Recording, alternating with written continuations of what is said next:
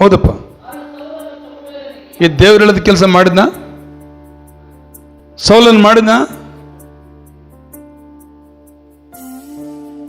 ನಂಬಿಕೆಯಲ್ಲಿ ಮಾದರಿ ಇದ್ದಾನೆ ಇವನು. Hello, hallelujah. ಈ ಸೌಲ ನಂಬಿಕೆಯಲ್ಲಿ ಮಾದರಿ ಆಗಿದ್ದಾನ? ಕರ್ತನ ವಾಕ್ಯ ಹೇಳ್ತಿದ್ರೆ ಸೌಲನಿಗೆ ಹೇಳಿದ್ರು ಎಲ್ಲರನ್ನ ಧ್ವಂಸ ಮಾಡು, ಎಲ್ಲರನ್ನ ನಾಶ ಮಾಡಂತ. ಆದ್ರೆ ಇವನು ಮೇಲ್ತರದವಳನ್ನು ಉಳಿಸಿದ್ದು ಈ ನಂಬಿಕೆಸ್ತನ ಕಳ್ಕೊಂಡದಕ್ಕಾಗಿ ಇವನ ಸ್ಥಾನವನ್ನು ಕಳ್ಕೊಂಡ. ಇವನು ಇರಬೇಕಾದ ಸ್ಥಾನದಲ್ಲಿ ಬೇರೆಯವ್ರನ್ನ ತಂದೆಯವರು ಇಟ್ಬಿಟ್ಟ. Hello, hallelujah. ಪೌಲನ್ನು ತಿಮೋತಿಗೆ ಹೇಳ್ತಾನೆ, ನೀನೇ ಮಾದರಿ ಆಗಿರೋ. ಯಾವುದರಲ್ಲಿ? ನಂಬಿಕೆಯಲ್ಲಿ ನೀನು ಮಾದರಿ ಆಗಿರೋ.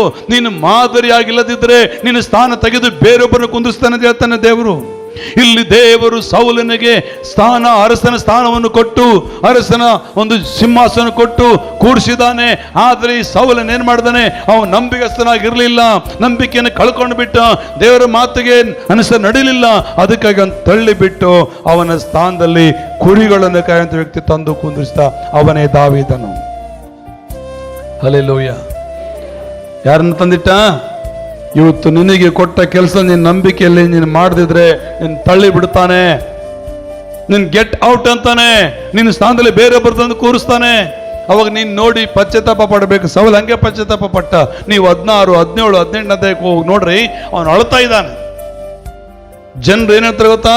ಸೌಲನು 1000 ಗಟ್ಟಲೆ ಕೊಂದಿದ್ರೆ ದಾವೀದನ 10,000 ಗಟ್ಟಲೆ ಕೊಂದ್ರೆ ಎಂಬುದಾಗಿ ಎಲ್ಲರೂ ದಾವೀದನನ್ನು ಹೊಗಳ್ತಾ ಇದ್ದಾರೆ, ದಾವೀದನನ್ನು ಕೂಗ್ತಾ ಇದ್ದಾರೆ. ಯಾಕೆ ಗೊತ್ತಾ? ದಾವೀದನು ದೇವರ ಮಾತಿಗೆ ವಿಧೇಯನಾದನು, ದಾವೀದನು ದೇವರಿಗೆ ನಂಬಿಗಸ್ತನಾಗಿದ್ದನು. ದಾವೀದನ ಕೆಲವು ತಪ್ಪುಗಳನ್ನು ಮಾಡಿದನು, ಮಾಡಿಲ್ಲ ಅಂತ ಹೇಳ್ತಾ ಇಲ್ಲ, ಆದರೆ ತಪ್ಪು ತಿದ್ದುಕೊಂಡು ಕೂಡಲೇ ಪಶ್ಚಾತ್ತಾಪ ಪಡುವಂತ ಮನಸ್ಸು ದಾವೀದನಿಗಿತ್ತು. ಆ ಸೌಲನು ಪಶ್ಚಾತ್ತಾಪ ಪಡಲಿಲ್ಲ. ಸೌಲನು ಪಶ್ಚಾತ್ತಾಪ ಪಡಲಿಲ್ಲ. ಅದಕ್ಕಾಗಿ ಸೌಲನನ್ನು ಏನ್ ಮಾಡ ದೇವರು ತಳ್ಳಿ ಬಿಟ್ಟು ಬೇರೊಂದು ವ್ಯಕ್ತಿಯನ್ನ ಅಲ್ಲಿ ತೆಗೆದುಕೊಂಡು ಬಂದ. ನೀನು ಯವನ ಕಾಲದಲ್ಲಿ ಪ್ರೇರೆ, ನೀನ್ ನಂಬಿಕೆಯಲ್ಲಿ ಮಾದರಿಯಾಗಿರು. ನಿನ್ನ ಅಪ್ಪ ಅಮ್ಮ ನಿನ್ನ ಇಟ್ಟರು ನಂಬಿಕೆ ಕಳ್ಕೋಬೇಡ. ನೀನ್ ಅಣ್ಣ ತಮ್ಮ ನಿನ್ನ ನಂಬಿಕೆಯನ್ನು ಕಳ್ಕೋಬೇಡ. ನಿನ್ನ ಸಭಾ ಸೇವಕರ ನಿನ್ನ ನಂಬಿಕೆಯನ್ನು ಹಾಳು ಮಾಡ್ಕೋಬೇಡ. ಹಾಳು ಮಾಡಿಕೊಂಡ್ರೆ ತಿರುಗಿ ನಿನ್ನ ಆ ಸ್ಥಾನವನ್ನ ಅಲಂಕರಿಸ್ಕೊಳ್ಳಕ್ ಆಗೋದಿಲ್ಲ. ಹಾಳು ಮಾಡಿಕೊಂಡ್ರೆ ತಿರುಗಿ ಆ ಸ್ಥಾನದಲ್ಲಿ ಬಂದಿರ್ಬೇಕಂದ್ರೂ ಕೂಡ ಎಷ್ಟು ಬಂದಿದ್ರು ನೀನು ಒರಿಜಿನಲ್ಟ್ ಆಗೋದಿಲ್ಲ, ಜಿರಕ್ಸ್ ಆಗಿರ್ತೀಯ. ಒರಿಜಿನಲ್ ಆಗಕ್ಕಾಗಲ್ಲ. ಹಲ್ಲೆಲೂಯ. ಇವತ್ತು ಕಲರ್ ಜೆರಾಕ್ಸ್ ಬರ್ತದೆ, ಆಧಾರ್ ಕಾರ್ಡ್ ಮಾಡಿಸ್ಬೋದು, ಆದ್ರೆ ಒರಿಜಿನಲ್ ಆಗುತ್ತೆ. ಅದು ನೋಡೋಕ್ಕೆ ಒರಿಜಿನಲ್ ತರ ಕಾಣ್ಬೋದು, ಸ್ಕ್ಯಾನ್ ಮಾಡುವಾಗ ಅದು ಒರಿಜಿನಲ್ ಆಗಲ್ಲ. ಇಲ್ಲಿದ್ದೀರಾ? ಹಲ್ಲೆಲೂಯ. ಕಲರ್ ಜೆರಾಕ್ಸ್ ತಗೊಂಡೋಗಿ ಒರಿಜಿನಲ್ ತಗೊಂಡೋಗಿ ಒರಿಜಿನಲ್ ಕೊಟ್ಟರೆ ಏನು ಮಾಡ್ತಾರೆ? ಸ್ಕ್ಯಾನ್ ಮಾಡಿ ಸಿಗ್ತಿಲ್ಲ, ಅದು ಒರಿಜಿನಲ್ ಡೂಪ್ಲಿಕೇಟ್ ಗೊತ್ತಾಗುತ್ತಿಲ್ವಾ? ಇವತ್ತು ನೀನು ನಿನ್ನಗಿರುವ ನಂಬಿಕೆಷ್ಟು ಕಳ್ಕೊಂಡ್ರೆ ಎಷ್ಟು ಪ್ರಯಾಸ ಪಟ್ಟರು ದೇವರು ಹೇಳ್ತಾನೆ, ನಿನ್ನ ಕಲರ್ ಜೆರಾಕ್ಸ್ ಅದಕ್ಕೆ ಅವಕಾಶ ಕೊಡಬಾರ್ದು. ಅಂದ್ರೆ ಇವಾಗ ನಿನಗಿರುವಂತ ನಂಬಿಕೆಯನ್ನ ನೀನು ಕಾಪಾಡಿಕ, ನೀನು ಮಾದರಿ ಆಗಿರು. ಪೌಲನು ಹೇಳ್ತಾನೆ, ಒಂದದಾಗಿ ಹಲ್ಲೆಲೂಯ ನಡತೆಯಲ್ಲಿ ಕಳೆದ ತಿಂಗಳಿಗೆ ಕಳಿಸ್ಕೊಂಡ್ವಿ, ಎರಡನೇದಾಗಿ ನುಡಿಯಲ್ಲಿ, ಮೂರನೇದಾಗಿ ಪ್ರೀತಿಯಲ್ಲಿ. ಇವತ್ತು ನಾವು ಕೇಳ್ತಾ ಇದ್ದೇವೆ ಪ್ರೀತಿ. ಎಷ್ಟು ಪ್ರೀತಿ ನೋಡಿದ್ವಿ ನಾವು? 4. ಈಗ ನಂಬಿಕೆಯಲ್ಲಿ ಎಷ್ಟು ನೋಡಿದೆ ನಾವು? 2 ತರದ ನಂಬಿಕೆ. ಒಂದು ತಲಾಂತಗಳ ನಂಬಿಕೆ, ಇನ್ನೊಂದು ದೇವರು ಹೇಳಿದ ಕೆಲಸದ ನಂಬಿಕೆ. ಹಲ್ಲೆಲೂಯ. ಒಂದೇ ನಂಬಿಕೆ ಏನು ಗೊತ್ತಾ?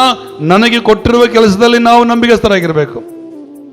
ಹೇಳ್ರಿ, ನನಗೆ ಕೊಟ್ಟಿರುವಂತ ಕೆಲಸದಲ್ಲಿ ಜೊರೆಗಳಿ. ಓಕೆ. ಎರಡನೇದಾಗಿ ದೇವರು ಹೇಳಿದ ಕೆಲಸದಲ್ಲಿ ನಂಬಿಕೆಸ್ಥಿಂದ ಮಾಡಬೇಕು. ನನಗೆ ಕೊಟ್ಟಿರೋ ನಂಬಿಕೆ ಅಂದ್ರೆ ತಲಾಂತ. ಒಬ್ಬನಿಗೆ 5, ಒಬ್ಬನಿಗೆ 2, ಒಬ್ಬನಿಗೆ 1. ಅದು ನನಗೆ ಕೊಡಲ್ಪಟ್ಟಂತ ಕೆಲಸ. ಈಗ ಸೌಲನ ಬಗ್ಗೆ ನೋಡಿದ್ರೆ ದೇವರು ಹೇಳಿದ ಕೆಲಸದಲ್ಲಿ ನಾವೇನಾಗಿರ್ಬೇಕು? ನಂಬಿಗಸ್ತರಾಗಿರ್ಬೇಕು. ಹಲ್ಲೆಲೂಯ. ಇನ್ನು ಜೋರೆ ಹಲ್ಲೆಲೂಯ, ಜೋರೆಗಳು ಹಲ್ಲೆಲೂಯ. ಕರ್ತನ ನಾಮಕ್ಕೆ ಸ್ತೋತ್ರ. ದೇವರು ಹೇಳಿದ ಮಾತಿನಲ್ಲಿ ನಂಬಿಗಸ್ತನಾಗಿದ್ರೆ ಆ ದೇವರ ಆಶೀರ್ವಾದಕ್ಕೆ ನೀನೇ ಪಾತ್ರನಾಗ್ತೀಯ. ಆ ದೇವರ ಮಹಿಮೆಯನ್ನ ನೀನು ಕಾಣ್ತೀಯ. ಆ ದೇವರ ಅಭಿಷೇಕ ನಿನ್ನ ಮೇಲೆ ಸದಾ ಕಾಲ ಇರುತ್ತದೆ. ಇಲ್ಲಿದ್ದೀರಾ? ಎಷ್ಟು ಜನ ಇದ್ದೀರಾ? ಅರ್ಥ ಆಗ್ತದ ನನ್ನ ಮಾತು ನಿಮಗೆ? ಯಾಕೆ ನಾನು ಎಷ್ಟು ಕಷ್ಟಪಟ್ಟು ನಿಮ್ಗೆ ಹೇಳ್ತಾನೆ, ಇಲ್ಲಿ ಬಂದು ಎಷ್ಟು ಜನ ಬಂದಿರೋದು ಮುಖ್ಯವಲ್ಲ, ಎಷ್ಟು ತಿಳ್ಕೊಳ್ತಾರೋ. 1000 ಜನ ಬಂದಿರ್ತಾರೆ, ಒಂದು ಮಾತು ಕೇಳಲ್ಲ ಅವರು, ತಗೊಂಡೇನು ಮಾಡ್ಬೇಕು ಅವ್ರನ್ನ? ಅದಕ್ಕೆ ಸ್ವಾಮಿ ಹೇಳ್ತಾನೆ, ಎಲ್ಲಿ 2 3 ಅಂತ ಹೇಳ್ತಾನೆ, 1000 ಜನ ಅಂತ ಹೇಳ್ತಾನೆ. ಅಲ್ಲಿ ನಾನು ಇರ್ತೇನೆ ಅಂತ ಹೇಳ್ತಾನೆ. ಯಾರವರು? ನನ್ನ ಮಾತು ಕೇಳುವವರಾಗಿದ್ರೆ, ನನ್ನ ಮಾತಿನಂತ ನಡೆಯುವವರಾಗಿದ್ರೆ, ನನ್ನ ವಾಕ್ಯವನ್ನು ಚೆನ್ನಾಗಿ ಅರ್ಥ ಮಾಡ್ಕೊಂಡ್ರೆ ಸಾಕು. ಮೋರ್ ಬಾಬುಲನ್ ದೇಶನ ಬದಲಾಯಿಸಕ್ಕೆ ಎಷ್ಟು ಜನ ಬೇಕಾದ್ರಲ್ಲಿ? ಎಷ್ಟು ಜನ ಬೇಕಾದ್ರ?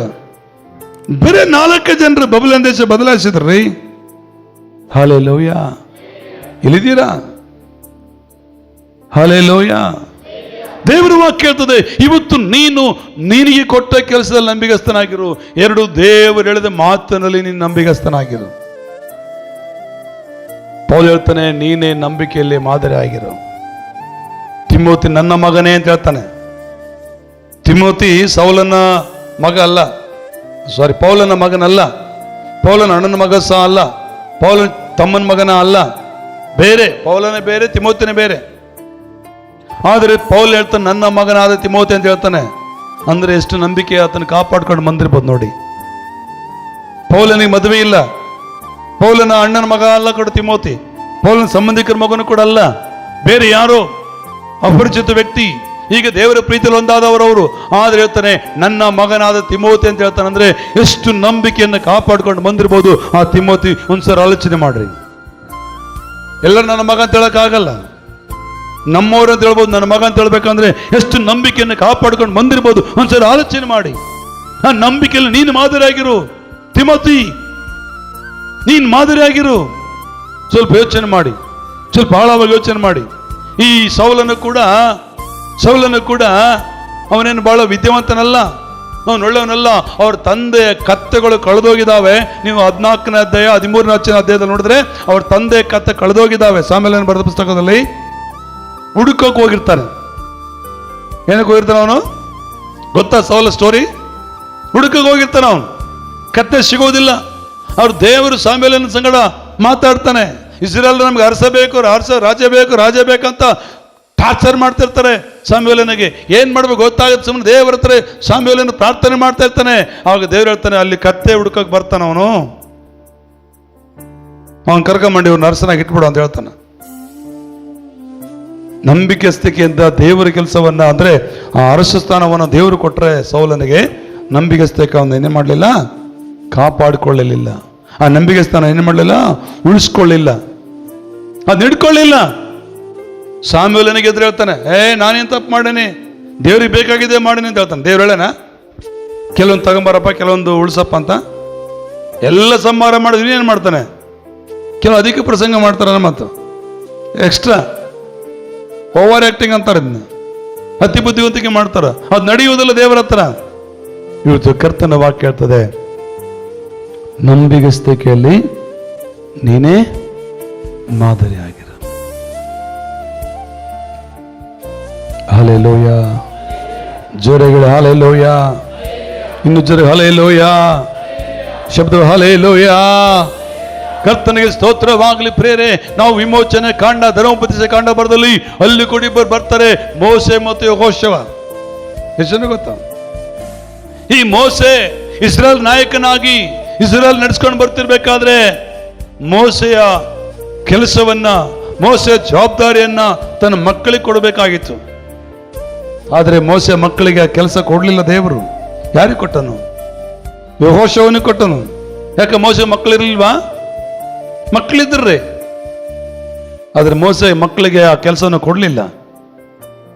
ಯಾಕೆ ಯೆಹೋಶುವನಿಗೆ ಕೆಲಸ ಕೊಟ್ಟನು?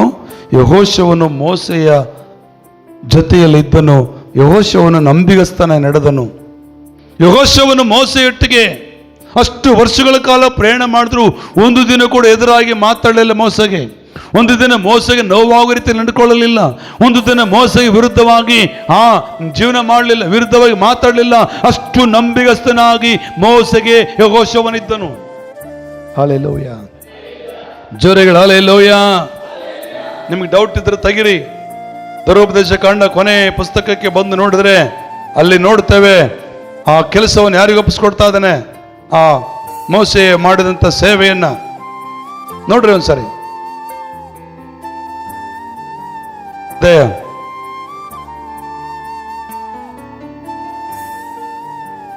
ಮೋಶೆಯು ನೂನನ ಮಗನಾದ ಯೆಹೋಶುವನ ಮೇಲೆ ಕೈ ಇಟ್ಟಿದ್ದರಿಂದ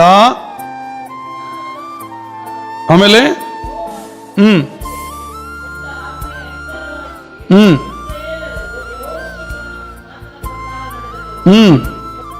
ಈ ಮೋಸೆ ತೀರಿ ಹೋದ ನಂತರ ಮೋಸೆ ಜವಾಬ್ದಾರಿಯನ್ನು ತನ್ನ ಮಕ್ಕಳು ಮಾಡಬೇಕಾಗಿತ್ತು. ಆದರೆ ಮಕ್ಕಳು ಮಾಡಲಿಲ್ಲ, ಮಕ್ಕಳಿಗೆ ಕೆಲಸ ಕೊಡಲಿಲ್ಲ. ಯಾಕಂದ್ರೆ ಮಕ್ಕಳೊಬ್ಬರು ನಂಬಿಗಸ್ತರಾಗಿರಲಿಲ್ಲ. ಹಲ್ಲೆಲೂಯಾ, ಜೋರೇಳು ಹಲ್ಲೆಲೂಯ, ಇನ್ನೊಂದು ಹಲ್ಲೆಲೂಯ. ಇಲ್ಲಿ ಬೈಬಲ್ ವಾಕ್ಯ ಹೇಳ್ತದೆ, ಮಾದರಿಯಲ್ಲಿ ನೀನೇ, ನಂಬಿಕೆಯಲ್ಲಿ ನೀನೇ ಮಾದರಿಗೆ ಅಂತ ಪೌಲ್ ಹೇಳ್ತಾನಲ್ಲ. ಇಲ್ಲಿ ಮೋಸೆ ಮಕ್ಕಳು ನಂಬಿಗಸ್ತರಾಗಿರಲಿಲ್ಲ, ಮೋಸೆ ಮಕ್ಕಳ ನಂಬಿಕೆಯನ್ನು ಕಾಪಾಡಿಕೊಳ್ಳಲಿಲ್ಲ. ಅದಕ್ಕಾಗಿ ಬೈಬಲ್ ವಾಕ್ಯ ಹೇಳ್ತದೆ, ನೂನನ ಮಗನಾದ ಯೆಹೋಶುವನ ಮೇಲೆ ಮೋಸೆ ಕೈಗಳನ್ನು ಇಟ್ಟನು. ಹಲ್ಲೆಲೂಯಾ, ಕೈಗಳ ಗಟ್ಟಿಯಾಗಿ. ದೇವರ ವಾಕ್ಯ ಹೇಳ್ತದೆ, ಪ್ರೇರೆ, ಇವತ್ತು ನೀನೇ ಮಾದರಿ ಆಗಿದೆಯಾ ನಂಬಿಕೆಯಲ್ಲಿ?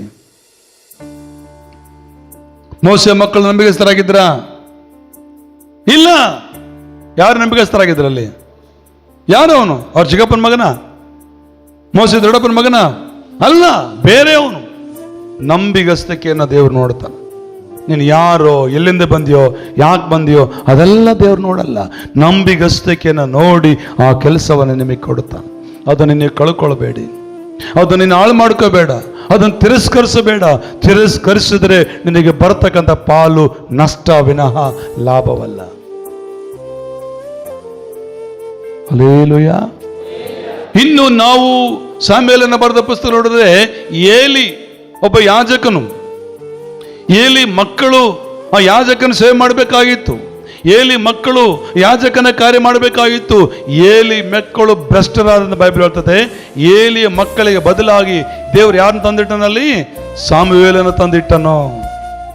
ಸಾಮುವೇಲನ ಏಲಿಗೆ ನಂಬಿಗಸ್ತನಾಗಿದ್ದನೋ. ಹಲ್ಲೆಲೂಯಾ, ಹೇಳು ಹಲ್ಲೆಲೂಯಾ.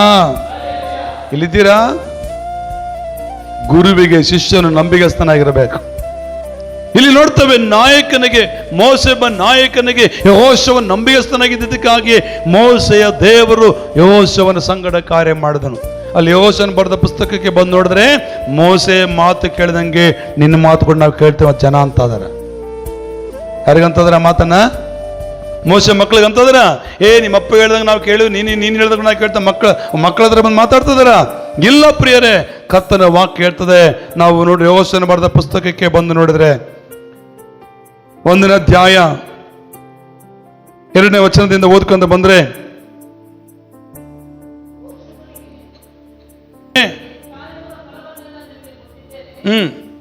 ದೇವರು ಯೆಹೋಶುವನ ಸಂಗಡ ಮಾತಾಡ್ಲಿಕ್ಕೆ ಪ್ರಾರಂಭಿಸಿದನು. ಅವ್ರ ಮಕ್ಕಳ ಸಂಗಡ ಮಾತಾಡ್ಲಿಲ್ಲ. ಅಲ್ಲಿ ದೇವರು ಅವ್ರ ಮಕ್ಕಳೊಟ್ಟಿಗೆ ಮಾತಾಡಲಿಲ್ಲ. ದೇವರು ಯಾರ ಸಂಗಡ ಮಾತಾಡಿದನು? ಯಾಕೆ ಮಾತಾಡಿದನು? ಯಾಕೆ ಯೆಹೋಶುವನ ಸಂಗಡ ದೇವರು ಮಾತಾಡಿದ್ದು? ಜರಿಗಡ್ರಿ, ಯಾರಿಗೆ ನಂಬಿಗಸ್ತನಾಗಿದ್ದ? ಮೋಸೆಗೆ ನಂಬಿಗಸ್ತನಾಗಿದ್ದ. ಮೋಸೆಗೆ ನಂಬಿಗಸ್ತನಾಗಿ ನಡೆದಿದ್ದಕ್ಕಾಗಿ ಪ್ರಿಯ ಜನರೇ, ಯೆಹೋಶುವನ ಸಂಗಡ ದೇವರು ಮಾತನಾಡಿದನು. ಯೆಹೋಶುವನ ಸಂಗಡ ಕರ್ತನು ಮಾತನಾಡಲಿಕ್ಕೆ ಪ್ರಾರಂಭಿಸಲಿಕ್ಕೆ ಕಾರಣವೇ ನಂಬಿಗಸ್ತಕ್ಕೆ. ಇವತ್ತು ನಿನ್ನೊಂದಿಗೆ ದೇವರು ಮಾತಾಡಬೇಕಂದ್ರೆ ನಿನಗಿರುವಂಥ ಸೇವಕರಾಗಿರ್ಬೋದು, ನಿನಗಿರುವಂಥ ಮೇಲು ವ್ಯಕ್ತಿಗಳಾಗಿರ್ಬೋದು, ಅವರಿಗೆ ನೀನು ನಂಬಿಗಸ್ತನಾಗಿರು. ಅವರಿಗೆ ನೀನು ನಂಬಿಗಸ್ತನಾಗಿದ್ದರೆ ಅವರು ಮಾಡಿದ ಕಾರ್ಯಗಳಿಗಿಂತಲೂ ಹೆಚ್ಚಾದ ಕಾರ್ಯಗಳನ್ನು ನೀನು ಮಾಡ್ತೀಯ. ನಾವು ಎಲಿಯ ಮತ್ತು ಎಲಿಷನ ಜೀವನದಲ್ಲಿ ಕೊಂಡು ನೋಡ್ಬೋದು. ಅದನ್ನ ನಂಬಿಗಸ್ತಕ್ಕೆ ಕಾಣ್ಬೋದಿಲ್ವಾ? ಎಲಿಷನ್ ಏನಾಗಿದ್ದನು? ನಂಬಿಗಸ್ತನಾಗಿದ್ದನು.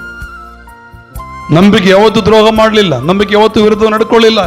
ಎಲಿಷನು ಇಲ್ಲಿ ಕರದಲ್ಲಿ ಹೋಗ್ತಾ ಇದ್ದನು, ಏನ್ ಹೇಳಿದ್ರದನ್ನು ಮಾಡ್ತಾ ಇದ್ದನು, ಏನ್ ಮಾಡೋದನ್ನು ಮಾಡ್ತಿದ್ದ, ಏನ್ ಮಾಡಬಾರ್ದು ಮಾಡ್ತಾ ಇರಲಿಲ್ಲ. ಆ ಕಾರಣಕ್ಕಾಗಿಯೇ ಎಲಿಯನಿಗಿದ್ದಂಥ ಅಭಿಷೇಕದಲ್ಲಿ ಎಲಿಷನಿಗೆ 2 ಪಟ್ಟು ಅಭಿಷೇಕ ಬಂದಿತ್ತು. ಇವತ್ತು ನಿನಗೆ ನಂಬಿಗಸ್ತಕ್ಕೆ ಅಂದಿದ್ರೆ, ನೀನು ನಂಬಿಗಸ್ತನ ನಡೆದ್ರೆ, ಆ ನಂಬಿಗಸ್ತಕ್ಕೆ ನಿನ್ನ ಜೀವನವನ್ನ, ನಿನ್ನ ಕುಟುಂಬವನ್ನ, ನಿನ್ನ ಭವಿಷ್ಯತ್ತನ್ನೇ ಬದಲಾಯಿಸ್ತದೆ ಆ ನಂಬಿಗಸ್ತಕ್ಕೆ. Hallelujah, ಜೋರೆಗಳೇ hallelujah. ಇದ್ದೀರಾ? ಎಷ್ಟು ಜನ ಇದ್ದೀರಾ? ಪೌಲ್ ಹೇಳ್ತಾನೆ, ಇದು 4ನೇ ಮಾತಲ್ಲ, ನಂಬಿಕೆಯಲ್ಲಿ ನೀನೇ ಮಾದರಿ ಆಗಿರು.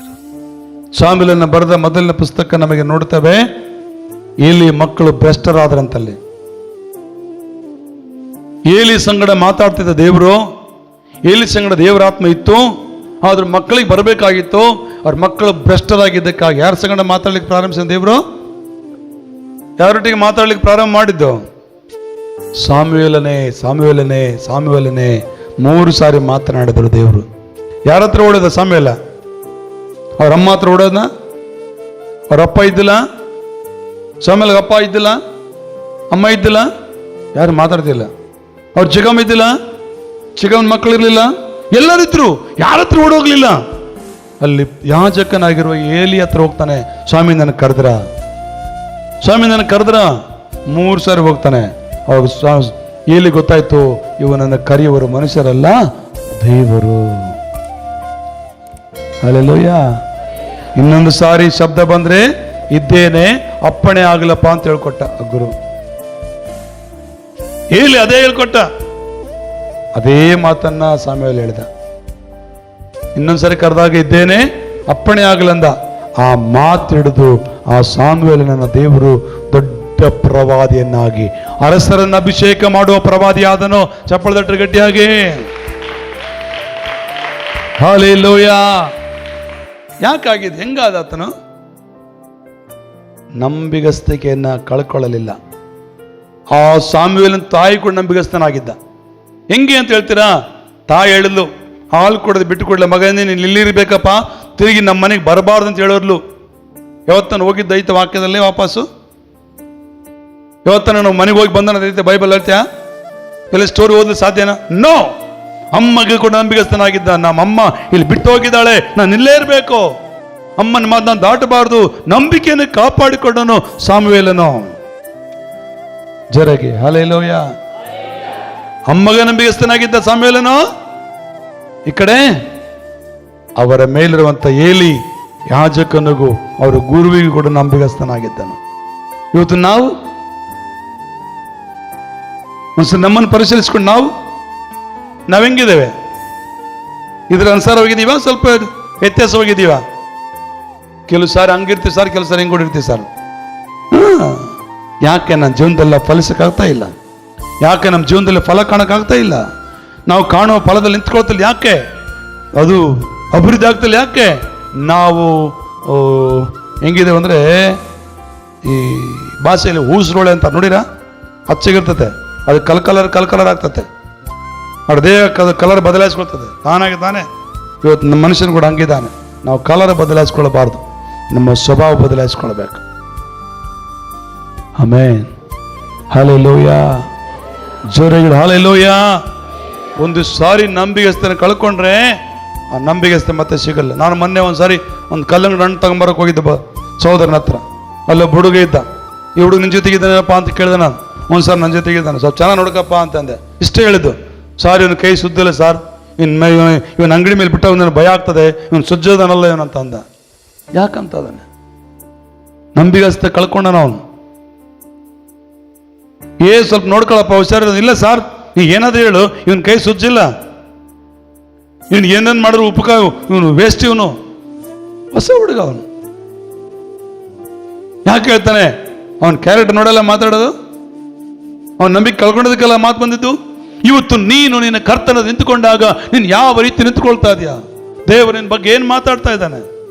ಸೇವಕರು ನಿನ್ನ ಬಗ್ಗೆ ಏನು ಹೇಳೋಕ್ಕೆ ತೀರ್ಮಾನ ಮಾಡ್ಕೊಡೋದು? ನಂಬಿಗಸ್ತು ಇಟ್ಕೊಂಡಿದ್ಯಾ? ಕಳ್ಕೊಂಡಿದ್ಯಾ? ತೀರ್ಮಾನ ತಗೋ, ಪಶ್ಚಾತ್ತಾಪ ಪಡು. ಕಾಲಾವಕಾಶ ಇದೆ ನನಗೆ. ಇದುವರೆಗೆ ಮಾಡಿದ್ದನ್ನು ಬಿಡು, ಇದುವರೆಗೆ ನಡೆದದನ್ನು ಬಿಡು. ನಂಬಿಗಸ್ತಕೆಯನ್ನು ಕಾಪಾಡಿಕೊ. ನಿನ್ನ ನಂಬಿಗಸ್ತಕೆಯನ್ನು ಕಾಪಾಡಿಕೊಂಡು ನಡೆಯುವುದಾದರೆ ಆ ನಂಬಿಗಸ್ತಕ್ಕೆ ನಿನ್ನ ಕುಟುಂಬವನ್ನ, ನಿನ್ನ ಜೀವಿತವನ್ನ ಆಶೀರ್ವದಿಸಿ ನಡೆಸುವಂಥದ್ದಾಗಿದೆ. ಹಲ್ಲೆಲೂಯ. ಜೊತೆ ಹಲ್ಲೆಲೂಯ. ನಂಬಿಕೆಯಲ್ಲಿ ಎಷ್ಟು ಭಾಗ ಕೇಳಿಸ್ಕೊಂಡೆ ನಾವು? 3 ಭಾಗ. ಒಂದು, ನಮ್ಮಲ್ಲಿರೋದನ್ನ ನಾವು ನಂಬಿಕೆಯನ್ನು ಕಾಪಾಡ್ಕೋಬೇಕು. ಹೇಳ್ರಿ, ನಮ್ಮಲ್ಲಿ ದೇವ್ರು ಕೊಟ್ಟಿರೋದನ್ನ ನಾವು ನಂಬಿಕೆಯಲ್ಲಿ ಕಾಪಾಡ್ಕೋಬೇಕು. ನೀವು ಬರ್ಕೊಳ್ರಿ, ನೆನ್ಪಿಟ್ಕೊಡ್ರಿ. ನಾನು ನೆಕ್ಸ್ಟ್ ತಿಂಗ್ ಕೇಳ್ತಾನೆ. ಪ್ರಸಂಗ ಮಾಡ್ಲಿಕ್ಕೆ ನಾನು ಬರ್ದಿಲ್ಲ, ನಿಮ್ಮ ಜೀವನ ಕಟ್ಟಬೇಕಂತ ನಾನು ಬಂದಿದ್ದೇನೆ. 2ನೇದಾಗಿ, ದೇವ್ರು ಹೇಳಿದ ಮಾತಿನಲ್ಲಿ ನಾವೇನಾಗಿರ್ಬೇಕು? ನಂಬಿಗಸ್ತರಾಗಿರ್ಬೇಕು. 3ನೇದಾಗಿ, ನಮ್ಮ ಮೇಲಿರುವಂಥವ್ರು, ಅಧಿಕಾರಿ ಆಗಿರ್ಬೋದು, ಇಲ್ಲ ಸೇವಕರಾಗಿರ್ಬೋದು, ಇಲ್ಲ ತಂದೆ ತಾಯಿಗಳಾಗಿರ್ಬೋದು, ಅವರ ನಂಬಿಕೆಯನ್ನು ನಾವೇನ್ ಮಾಡಬೇಕು? ಉಳಿಸ್ಬೇಕು. ಅರ್ಥ ಆಯ್ತಾ ನನ್ನ ಕನ್ನಡ?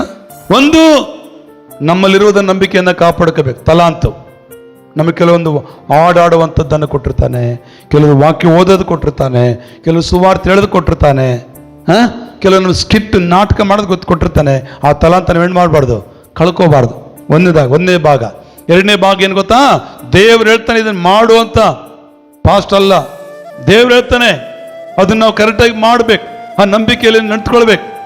ಎರಡನೇದಾಗಿ. ಮೂರನೇದಾಗಿ ನೋಡಿದ್ರೆ ನಾವು ಯಾರ ಜೊತೆಗಿದ್ದೇವೋ ಅವ್ರ ಜೊತೆ ಅವ್ರ ನಂಬಿಕೆಯನ್ನು ನಾವು ಕಳ್ಕೋಬಾರ್ದು. ಮೋಸೆ ಜೊತೆ ಯಾರಿದ್ರು? ಯೆಹೋಶುವ ಇದ್ದ. ನಂಬಿಕೆ ಜೊತೆ ಕಳ್ಕೊಳ್ಳಿಲ್ಲ. ಏಲಿಯ ಜೊತೆ ಯಾರಿದ್ರು? ಎಲಿಷನ್ ಇದ್ದ. ಎಲಿ ಜೊತೆ ಯಾರಿದ್ರು? ಎಲಿಯಾನ್ ಜೊತೆಗೆ ಎಲಿಷನ್ ಇದ್ದ. ಅವನ ನಂಬಿಕೆ ಜೊತೆ ಕಳ್ಕೊಳ್ಳಿಲ್ಲ. ಏಲಿ ಜೊತೆ ಯಾರಿದ್ರು? ಸಾಮುವೇಲ್ ಇದ್ದ. ಅವ್ರ ನಂಬಿಕೆ ಜೊತೆ ಕಳ್ಕೊಂಡ್ರ? ಅವರೆಲ್ಲ ಉಳಿಸ್ಕೊಳ್ಳೋದಕ್ಕಾಗಿ ಎರಡನೇ ತರದ ನಾಯಕತ್ವ ಅವ್ರಿಗೆ ದೇವರು ಕೊಟ್ಟನು. ಮೂರು ರೀತಿಯಲ್ಲಿ. ಅರ್ಥ ಆಯ್ತು ನಮಗೆ? ಹಲ್ಲೆಲೂಯ. ಜೋರೆಗಳು ಹಲ್ಲೆಲೂಯ.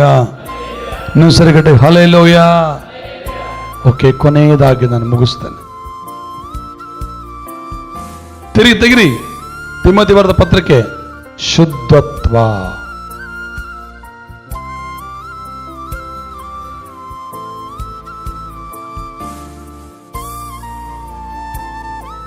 ಏನಂತಾನೆ? ಶುದ್ಧತ್ವದಲ್ಲಿ ನೀನೇ ಮಾದರಿಯಾಗಿರು. ಪರಿಶುದ್ಧತೆಯಲ್ಲಿ ನೀನೇ. ಶುದ್ಧತ್ವ ಅಂದ್ರೆ ಪರಿಶುದ್ಧನು, ಪರಿಶುದ್ಧತೆ. ಐದನೇದಾಗಿ ನೋಡ್ತೇವೆ, ಶುದ್ಧತ್ವಗಳಲ್ಲಿ ಇವುಗಳಲ್ಲಿ ನೀನೇ ಮಾದರಿಯಾಗಿರು. ಸ್ವಾಮಿ ಒಂದು ಮಾತು ಹೇಳ್ತಾನೆ ಪೇತ್ರನ ಬರೆದ ಪತ್ರಿಕೆಯಲ್ಲಿ ನೋಡ್ರಿ, 1ನೇ ಪೇತ್ರ 1ನೇ ಅಧ್ಯಾಯದಲ್ಲಿ ಕರ್ತನು ಅಲ್ಲಿ ಪೇತ್ರನ ಮೂಲ ಅಪೊಸ್ತಲನಾದಂಥ ಪೇತ್ರನ ಮೂಲಕವಾಗಿ ದೇವರು ಒಂದು ಮಾತನ್ನ ಮಾತನಾಡ್ತಾ ಇದ್ದಾನೆ. 1ನೇ ಪೇತ್ರ ಬರೆದ ಪತ್ರಿಕೆ ತೆಗೆಯೋಣ. 1ನೇ ಅಧ್ಯಾಯದಲ್ಲಿ 16ನೇ ವಚನದಲ್ಲಿ ಒಂದು ಮಾತು ಹೇಳ್ತಾನೆ, ಓದಿಕೊಳ್ಳೋಣ. ಯೇಸು ಕ್ರಿಸ್ತನು ಪೇತ್ರನ ಸಂಗಡ ಮಾತಾಡೋ ಮಾತೇನಂದ್ರೆ, ನಾನು ಪರಿಶುದ್ಧನಾಗಿರೋ ಪ್ರಕಾರ ನೀವು ಕೂಡ ಪರಿಶುದ್ಧರಾಗಿರ್ರಿ.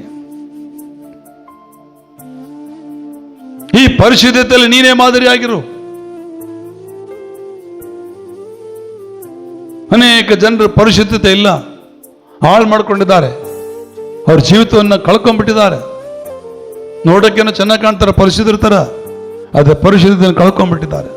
ಅದಕ್ಕೆ ಪೌಲ್ ಹೇಳ್ತಾನೆ ತಿಮೋಥಿ ಮೂಲಕವಾಗಿ ಮಾತಾಡೋ ಮಾತಂದ್ರೆ, ಆ ಶುದ್ಧತ್ವದಲ್ಲಿ ನೀನೇ ಮಾದರಿಯಾಗಿರು. ಯಾರೆಲ್ಲ ಪರಿಶುದ್ಧರಾಗಿದ್ದರೋ ಅವರಿಗೆಲ್ಲ ದೇವರು ಆಶೀರ್ವಾದವನ್ನು ಕೊಟ್ಟಿದ್ದಾನೆ. ಯಾರೆಲ್ಲ ಪರಿಶುದ್ಧತೆಯನ್ನು ಕಳ್ಕೊಂಡ್ರೋ ಅವರೆಲ್ಲ ಕಠಿಣ ಶಿಕ್ಷೆಯನ್ನ ಅನುಭವಿಸಿದ್ದಾರೆ, ಘೋರವಾದ ಶಿಕ್ಷೆಗೆ ಒಳಗಾಗಿದ್ದಾರೆ.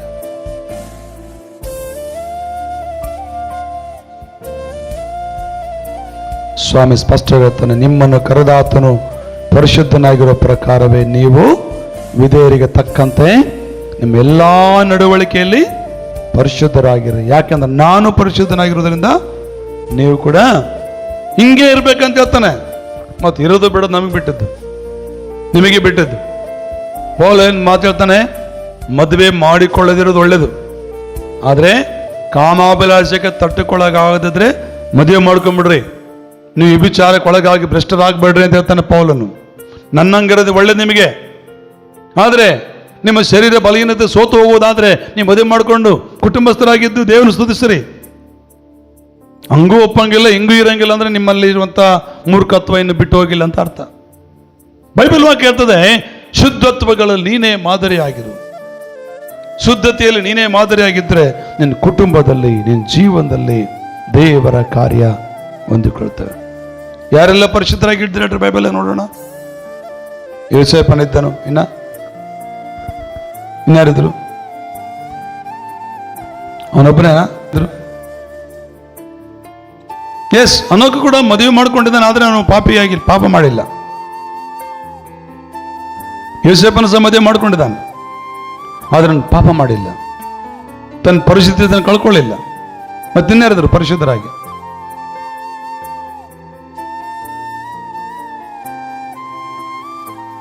ಹಲೋ, ಎಲ್ಲಿ ಹೆಸರೆಲ್ಲ ಪಾಪ ಮಾಡೋ ಸ್ಟೋರಿ ಇದೆಯಾ?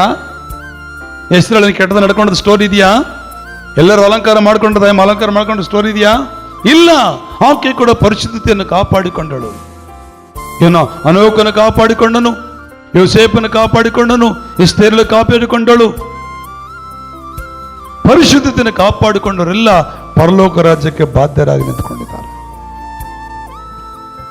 ಇವತ್ತು ನಾನು ನನ್ನ ಜೀವಿತವನ್ನು ಹೇಗೆ ಇಟ್ಕೊಂಡಿದ್ದೇನೆ? ಒಂದು ವೇಳೆ ಈ ವಾಕ್ಯ ಓದಿಗೆ ಮುಂಚಿತವಾಗಿ ತಪ್ಪದಲ್ಲಿ ಬಿದ್ದೋಗಿದೆಯಾ? ಇವಾಗ ನಿನ್ನ ಅವಕಾಶ ಇದೆ. ಪೇತ್ರನ ಹೆಂಗೆ ಪಶ್ಚಾತ್ತಾಪ ಪಟ್ಟನೋ, ದಾವೀದನ ಹೆಂಗೆ ಪಶ್ಚಾತ್ತಾಪ ಪಟ್ಟನೋ ಆ ರೀತಿ ಪಡುವುದಾದ್ರೆ ಪೇತ್ರನ ಕೊಟ್ಟ ಸೌಭಾಗ್ಯವನ್ನ, ದಾವೀದನ ಕೊಟ್ಟ ಸಿಂಹಾಸನವನ್ನ ಆ ಕರ್ತನು ನಿನಗೂ ಕೂಡ ಕೊಡಲು ಆತನು ಸದಾ ಸಿದ್ಧನಾಗಿದ್ದಾನೆ. Hallelujah, ಜೋರೆಗಳು hallelujah.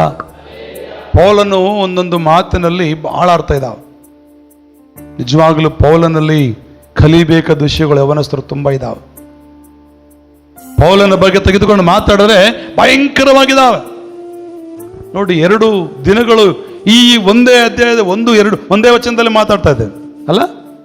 ಕಳೆದ ತಿಂಗಳದೇ ವಚನ, ಈ ತಿಂಗಳು ಕೂಡ ಇನ್ನು ಎಷ್ಟಿದಾವೆ ನನಗೆ ಗೊತ್ತಿದ್ದಿಷ್ಟು, ನನಗೆ ಗೊತ್ತಿಲ್ಲದಿನ್ನು ತುಂಬ ಇದಾವೆ ಇದರಲ್ಲಿ ಕನೆಕ್ಷನ್.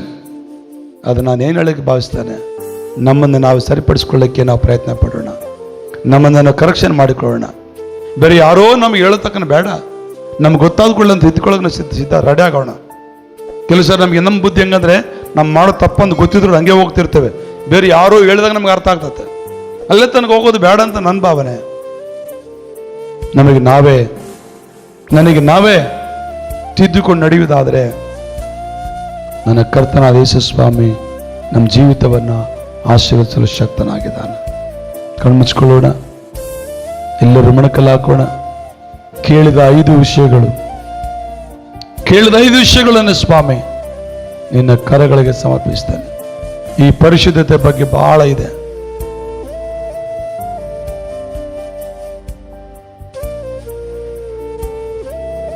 ಯೆಹೋಶುವನಿಗೆ ಹೇಳ್ತಾನೆ, ಯೆಹೋಶುವನು ಬರೆದ ಪುಸ್ತಕದಲ್ಲಿ, ನೀನು ನಿನ್ನ ಜನರನ್ನು ಶುದ್ಧೀಕರಿಸು, ನಾಳೆ ಬಂದು ನಿಮ್ಮ ಮಧ್ಯದಲ್ಲಿ ಅದ್ಭುತ ಮಾಡ್ತಂತ ಹೇಳ್ತಾನೆ. ಪರಿಶುದ್ಧತೆಯನ್ನು ಕಳ್ಕೊಂಡ್ರೆ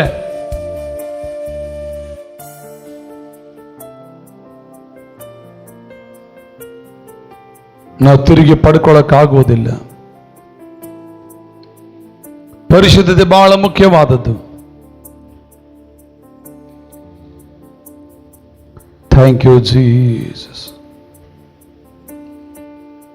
ಗ್ಲೋರಿ ಟು ಗಾಡ್. ನಾವೆಲ್ಲರೂ ಕೂಡ ಹಾಗೆ ಪ್ರಾರ್ಥನೆ ಮಾಡೋಣ.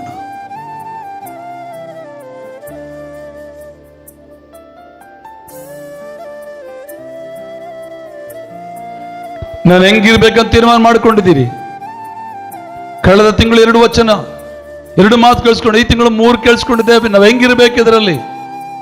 ನಡತೆಯಲ್ಲಿ, ನುಡಿಯಲ್ಲಿ, ಪ್ರೀತಿಯಲ್ಲಿ, ನಂಬಿಗಸ್ತತೆಯಲ್ಲಿ, ಶುದ್ಧತ್ವ, ಈ 5 ವಿಷಯಗಳಲ್ಲಿ ನಾನು ಮಾದರಿಯಾಗಿರ್ಲಿಕ್ಕೆ ನಾನು ಏನ್ ಮಾಡ್ಬೇಕು ದೇವ್ರೆ?